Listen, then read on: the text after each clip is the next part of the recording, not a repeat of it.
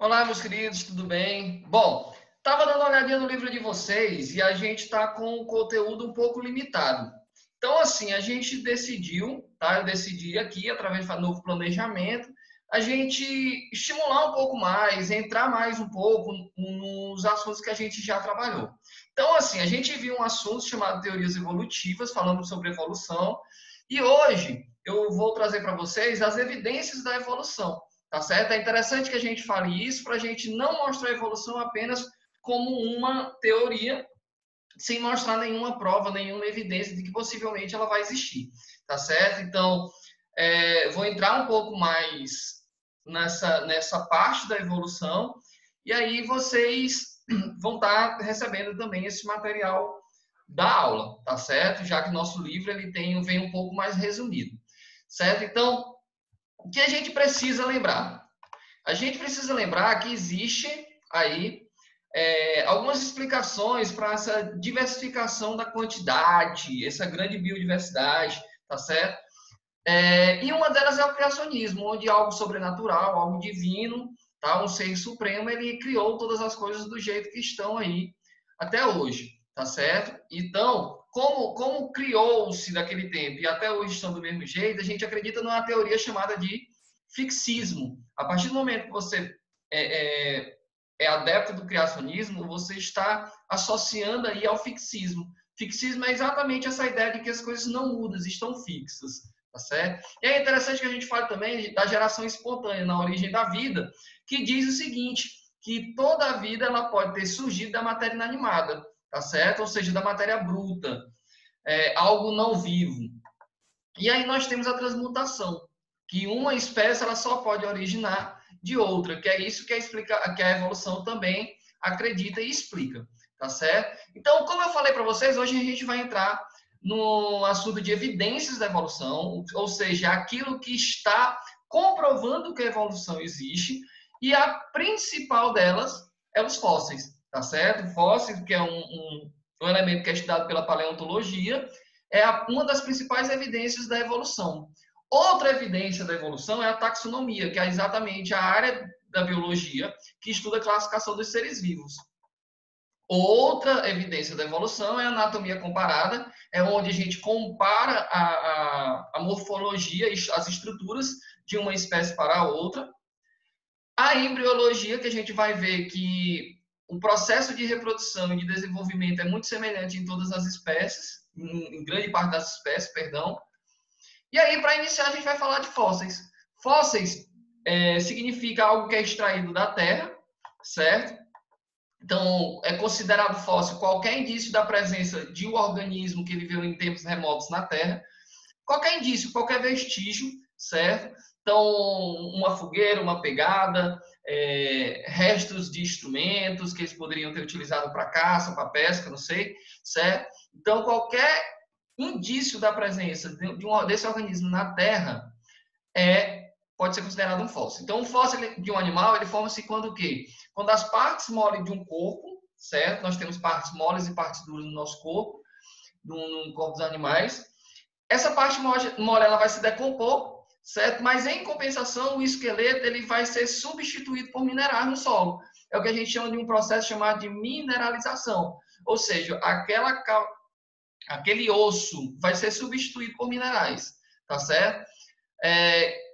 Nos animais acontece isso dessa forma e nas árvores também acontece algo muito parecido, tá certo? Então, ocorre que os troncos de árvore são recobertos de lava, tá certo? E a sílica ela é substituída por madeira. A madeira vai ser substituída aí, tá certo? Bom, então, qual é a importância de estudar os fósseis? Então, os fósseis, por que ele é importante na evolução? Ele representa a possibilidade de a gente conhecer os organismos, tá certo? Que viveram na Terra em tempos remotos, sob condições ambientais que são diferentes das encontradas hoje em dia e que podem fornecer indícios, claro, fazendo análise aí, indícios de parentesco com as espécies atuais, certo? Como o caso do mamute, que é muito parecido, muito semelhante com os elefantes atuais. Então, pode-se classificar aí como espécies da mesma família, do mesmo gênero, quem sabe, depende muito de cada análise, tá certo? Então, mas é interessante que a gente estude os fósseis, porque pode sim relacionar algum grau de parentesco entre as espécies antigas com as espécies atuais, certo? Então, é por isso que os fósseis são considerados como testemunho da evolução. E aí, ó, além disso, ela é importante também porque a gente pode conhecer a morfologia das espécies extintas, como já foi falado aí, certo? Então, é interessante que a gente observe também algumas espécies que têm características intermediárias, como é o caso do Archaeopteryx, que ela é praticamente uma mistura entre um réptil e uma ave, tá certo? E aí essa espécie intermediária é exatamente aquela espécie que a gente observa que estava no processo de transmutação das espécies, de réptil para ave.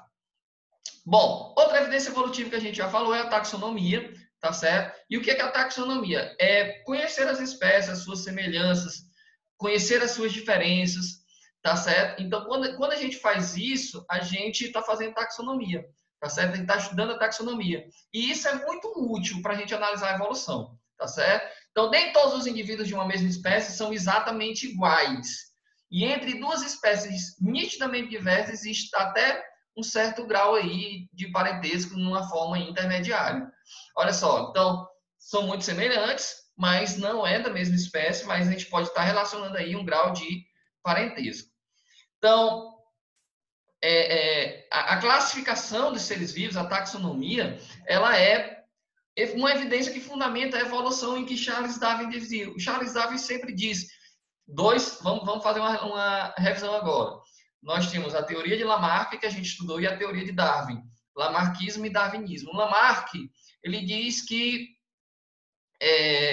dois legados, lei do uso e desuso e lei da transmissão das características hereditárias.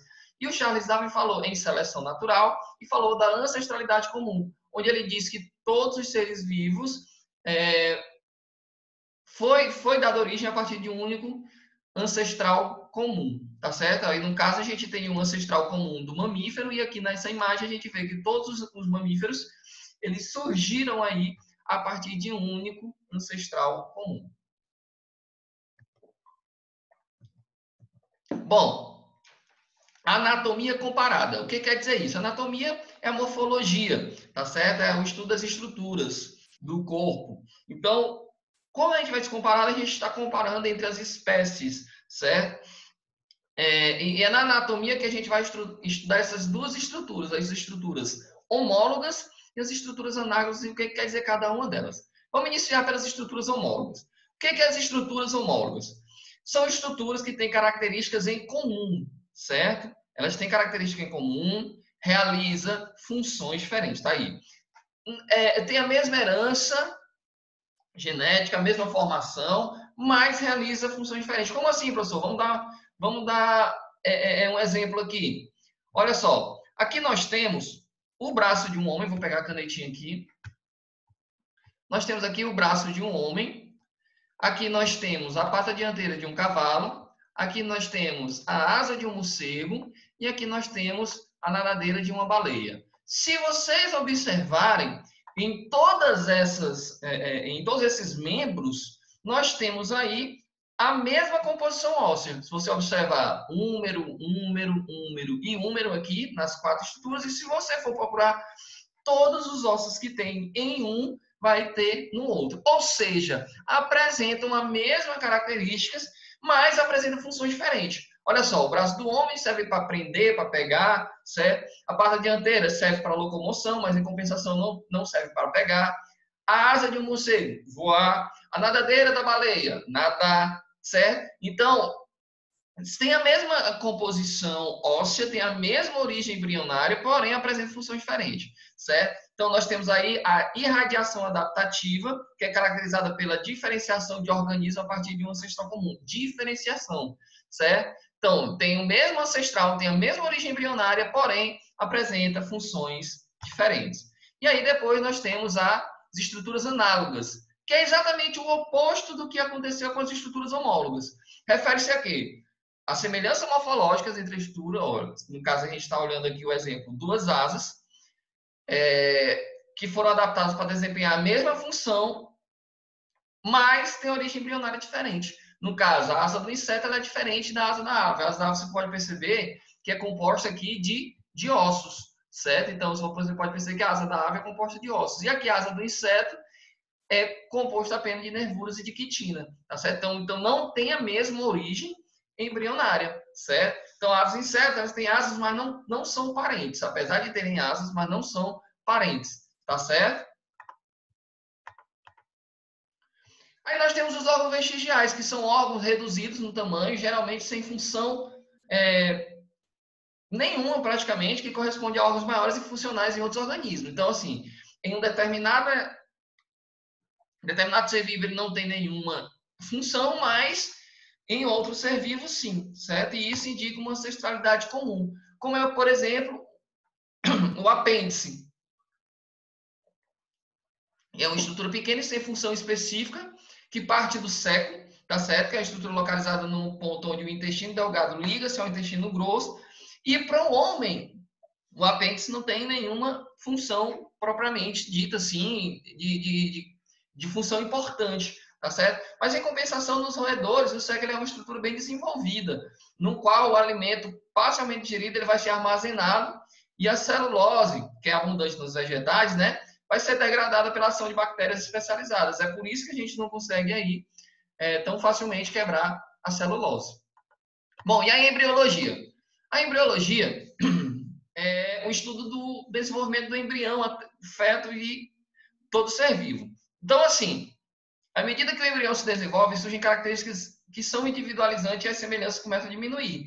Mas o interessante é que no início da formação de um embrião é muito semelhante na maioria dos animais, por exemplo. Então, essa semelhança também foi verificada no desenvolvimento embrionário de todos os animais, certo? Mas quanto mais diferentes são os organismos, menor é o período embrionário comum entre eles. Olha só, então verifique essa imagem aqui.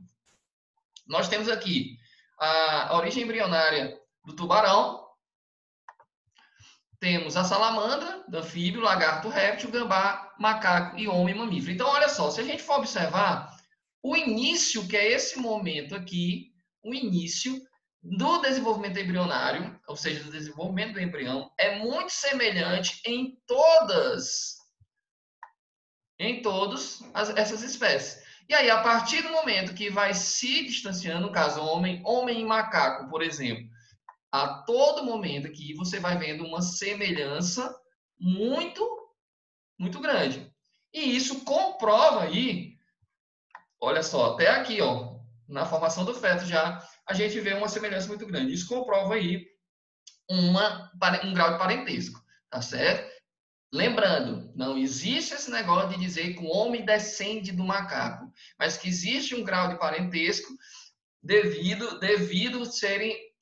terem surgido de um único ancestral comum, tá certo? Então, o desenvolvimento embrionário serve para isso. Então, uma forma aí da gente estar aumentando os nossos conhecimentos na evolução, essa aula fica aí para vocês. Lembrando, tem um capítulozinho de evolução, estou esperando as atividades de vocês no WhatsApp do privado. Um grande abraço, até a próxima.